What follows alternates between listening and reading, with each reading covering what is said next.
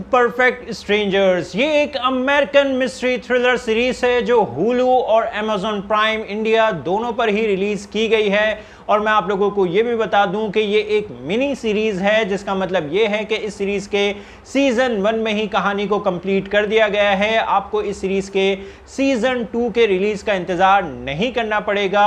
और सीजन 1 की total 8 episodes हैं और हर एपिसोड ही 40 से 50 मिनट के बीच की है और इस सीरीज को हिंदी लैंग्वेज में भी रिलीज किया गया है। तो जैसा आप इस सीरीज के ट्रेलर में भी देख सकते हैं कि ये सीरीज कहानी है 9 ऐसे लोगों की जो 10 दिन के लिए एक हेल्थ और वेलनेस रिजॉर्ट पर आते हैं ताकि वो अपने आप को मेंटली हील कर सकें और एक बेहतर इंसान में खुद को ट्रांसफॉर्म कर सकें। और अब इन 10 दिनों में इस रिजॉर्ट पर इन 9 लोगों के साथ क्या कुछ होगा, यह सब जानने के लिए आपको देखना होगा इस सीरीज को। लेकिन चले हम बात कर लेते हैं कि इस सीरीज में क्या अच्छा है और क्या बुरा। अच्छी चीजों की बात करें तो जहां इस सीरीज के अंदर काफी कुछ अच्छा है, तो वहीं इस सीरीज के अंदर बहुत कुछ बुरा भी है। और अब वो बुरा क्या है उस पर तो मैं अभी आगे आप लोगों से बात करूंगा।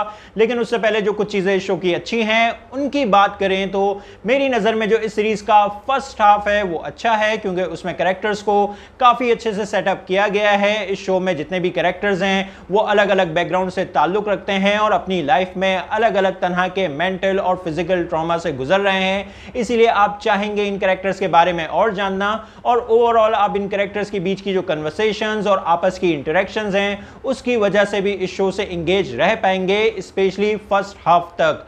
और इस पूरी सीरीज में आपको कुछ अच्छे ड्रामेटिक मोमेंट्स भी देखने को मिलेंगे। और जो मिस्ट्री है इस शो में मार्शा के कैरेक्टर से जुड़ी, वो भी आपको इस शो के स्टार्ट से ही टीज करती रहेगी, जो कि एक अच्छी बात है। बाकी इस शो में जो एक्टर्स की परफॉर्मेंसेस हैं वो भी ओवरऑल अच्छी हैं। जो इस शो का म्यूजिक है, जो ओवरऑल प्रोडक्शन क्वालिटी है शो की, वो सब कुछ भी अच्छा है। अब इस सीरीज के वीक पॉइंट्स की बात करें तो जो इस सीरीज का फर्स्ट हाफ है वो हमारा इस शो की कहानी, कैरेक्टर्स और मिस्ट्री में इतना तो इंटरेस्ट डेवलप कर देता है कि फिर हम खुद चाह रहे होते हैं कि अब इस शो के सेकंड हाफ में हमारे माइंड में जितने भी सवाल हैं उनके जवाब हमें दिए जाएं और शो की मिस्ट्री अब अपना पार्ट प्ले करे और अब हमें शो में कुछ बहुत ही इंटरेस्टिंग, शॉकिंग और सरप्राइजिंग चीजें होती देखने को मिलें। लेकिन अनफॉर्चुनेटली ऐसा कुछ खास इस शो में सेकंड हाफ में होता नहीं है।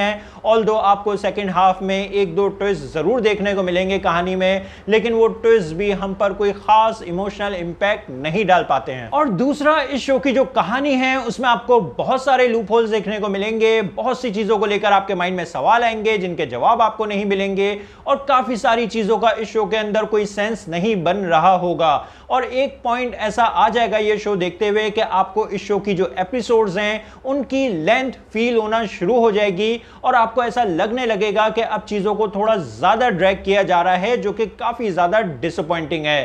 खैर, इस तरह के कुछ इश्यूज होने के बावजूद भी मेरी नजर में ये एक वॉचेबल शो है, इसलिए मैं इस शो को रेट करूंगा 6 आउट ऑफ 10। और आप लोगों से बस इतना ही कहूंगा कि अगर आप लोगों के पास कुछ और अच्छा करने और देखने के लिए नहीं है, और अगर आपको कुछ अलग देखना बहुत ही पसंद आता है, चाहे वो स्लो पेस ही क्यों ना हो, और अगर आप शो को देखते हुए अपने दिमाग का स्विच ऑफ भी कर सकते हैं तो ही ये सीरीज देखें, अदरवाइज आप इस शो को इजीली स्किप कर सकते हैं। और हाँ, ये सीरीज फैमिली के साथ भी देखने के लिए नहीं है, क्योंकि आपको इस शो में कुछ अडल्ट सीन्स देखने को मिलेंगे।